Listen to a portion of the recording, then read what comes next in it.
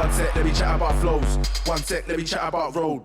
One sec, let me chat about girls. One sec, let me chat about dough. Now, I think February 2015, the moment that you stood on stage at the Brits with Kanye West and a whole load of UK MCs that were brought there by Skepta. How would you describe that moment for yourself? Nothing, blood. I've never, bruv, everyone always asks me this. It's calm, you get me? Skep's got the phone call from Virgil. Yo, come off the stage with your man, them. It's really Skep's that said, yeah, I'm going to call all the musicians. I'm going to bring through the scene on the stage. But to me, that was a monumental moment because we're defying the rules of our own place, you know? They don't want to see certain man up there. You get me? So that was why it was sick. But other than that, I couldn't care less, blood. Doesn't mean nothing to me, fam. Because at the end of the day, man ain't making music to be there. I think I saw it as a very monumental moment as well. I saw it as very positive. Yeah. There were some naysayers, some people saying about the backup dances and all that. Yeah, it's a minor, man. It's whatever, man. Bruv, opinions will vary, fam. It was just sick that man can say, raw, you man will never invite man here, but we're still here. You get me? And it took a man from a next place to bring man out here. You know them ones there. That was what was good about it. You know, I like the rebellion in it. But anything else, I don't care about being seen next to a next man or it's nothing to do with that, blood. It's just, man wants to say F you know them ones there. Blood. Did you have some conversations with Kanye? Yeah, I've spoke to him before still. I spoke to him at Coke because Skeppy and him done an event at Coke. It was Kanye's night, but Kanye wanted Skepta to create like the UK thing. So obviously, Skeps rang, man, yeah, Nov, come true, blood. Cause Skeps checks for man differently. I can never take that away from him, blood. You know? Yeah, Nov, come true, Meridian, Dan, JME, and who else was there? You know what? If there's anyone else, forgive me, cause I can't remember who else was there, yeah? But then there was a couple other US stars, like Big Sean was there. I think, what kind of conversations though, man? What does he say? I'm a man who talks a lot and don't say much, so I can't remember. I don't like to give off anything, so I'll speak to how you doing, man. Bless me, enjoying the UK. That's kind of more my vibe when I buck up with guys, but I'm not asking them nothing personal because whatever it is, the man's gonna see anyway, blood. So for you, how important is recognition from the US or US artists? Does that register for you? I couldn't give a shit, blood.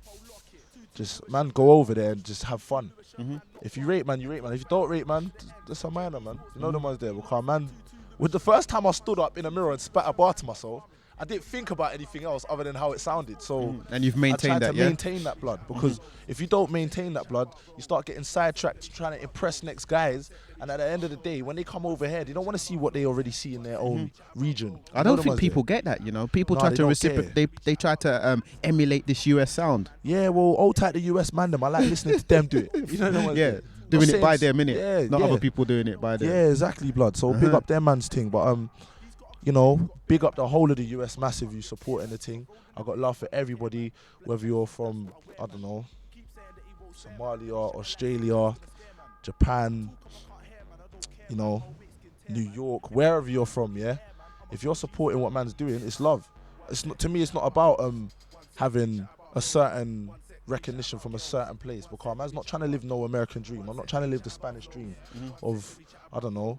I'm not trying to live the Italian mafia boss dream. I'm trying to live the brother that grew up in a hood, up to no good, and made something of himself. You know them ones there. That's what I'm trying to live that dream, because that's my reality. I can't live a next reality. You know them ones there. Like, that's when people get things misconstrued. You feel me? So that's why I'm trying to take things, man. Now, we kind of spoke about, we've had so many conversations off mic, you know, just talking like in the studio, like up at Rinse and in places and stuff. And I don't know if you've ever spoken about this on record, but I know we've spoken about it before as well. The name Novelist, man. Let's give us a definitive, you know, reason why you're called Novelist. Novelist. I'll tell you the truth, yeah. Originally, my uncle's nickname was Novelist. I don't know why he decided to call himself Novelist, but you know, I like to write bare bars, brother. I like to read a lot as well. You know, it just suited, man, and my uncle just gave it to me. You get me? He just gave me the name Novelist, and okay, so it was given to you, yeah? It was given to me. I didn't pick it. It was given to me. Straight. I mean, I wanted it, and it was always oh yeah, of course, because he helped you produce and you know. So that was always the MC name. There was no other names. But do you know what's mad? Yeah, it's like it's almost like it was just my other name. Straight. Yeah, just Nov. You know them ones there. Man, them call me Nov. Sometimes my mum does it for jokes. Like literally, I'm Novelist, but at the same time, you know, if you don't know me, don't try and get too easy with trying to find out who man really is. Yeah. No, the ones there, just it's just a novel thing, man. Now, going into the personal life, maybe a touch. I know people have always debated and queried your actual heritage. Yeah. Like, is he Jamaican? Is he African? where is he I'm South from? American? Yeah, your actual heritage. Oh, is it? Yeah, That's a first, blood. You've never heard about that, yeah? Nah, blood, because, well, my actual birth name is Kwidjo, but people call me Kojo, because my dad's Ghanaian. My Antiguan side, where my mum comes from, is Arawak. So that's like the native island people. So that's why a man kind of looks cool if it rains. Or, Yeah. You know what I'm saying? So, you know, some people might think I'm South American, but I'm not. That's the native Antiguan people in me. You know them ones there. But yeah, I'm African and Caribbean. Now, you've already said today, you know, production, music making goes back to when you were 6 years old. Yeah. That's an early start, man. Yeah. So I know that, like, some people might not know, you are actually like a music nerd. Like, your music knowledge, proper. like, you know some stuff. I'm like, But wow, I had to man. drop out of college because it's like, you lot's taking me back like 5 years. You're actually setting me back.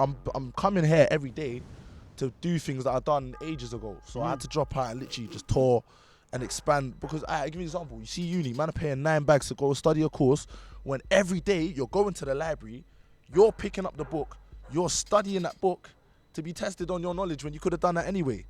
You get me? And it's the same thing with the music thing. Man just actually really learned this thing. So I didn't, not in the sense that I didn't need to be taught or I couldn't learn more, but you know, I'm actually, as you said, a music nerd, brother. I love this thing, brother. I love that though, because it might sound funny, but there are a lot of musicians that actually aren't music nerds. They couldn't give a damn about the history of music or like some thing, other man. artists, you know what I mean? But like, You lot are washed. If that's you, you're washed. I don't rate that. Why are you doing music for, fam?